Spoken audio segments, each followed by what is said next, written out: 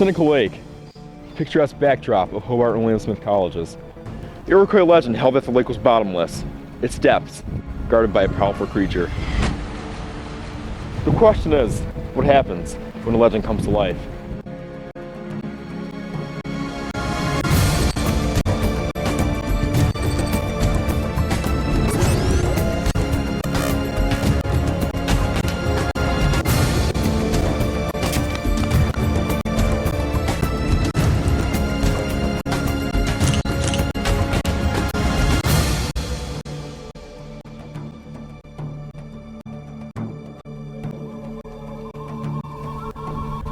(1899), the age of rail and steam.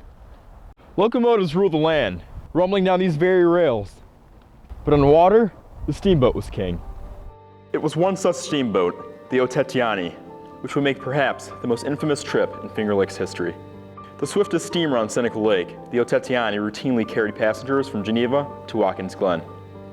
Halfway to Geneva on July 21st, 1899, the pilot spotted an overturned boat in the distance. Captain Herendeen rushed to check for survivors, but was startled as he drew near. 25 feet large, fish-like eyes. This was no boat. The sea monster of legend had surfaced. What happened next remains unclear. In an attempt to capture the monster, the creature was struck by the side wheel, killing it. Too heavy to get aboard, the infamous sea serpent was lost to Seneca's depths, but not before prominent geologist and professor G.R. Elwood had seen it up close. So what did Elwood see? The answer lies somewhere in his eyewitness account, and that's exactly where my investigation starts.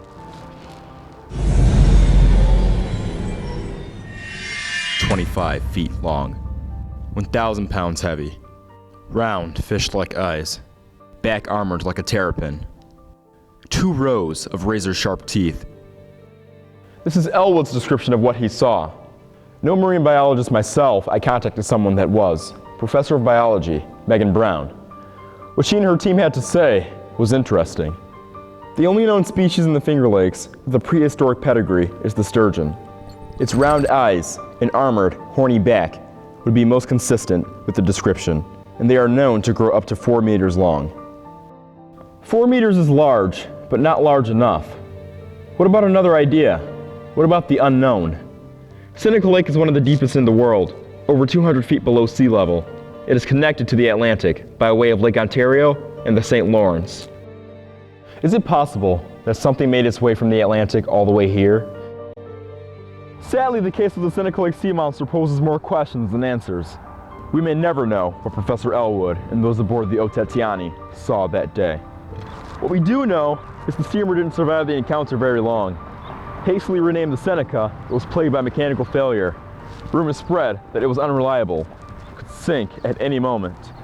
It was scuttled soon after, sunk to the very depths the sea monster had come from. Follow me next time, as my hunt to uncover the history of HWS continues.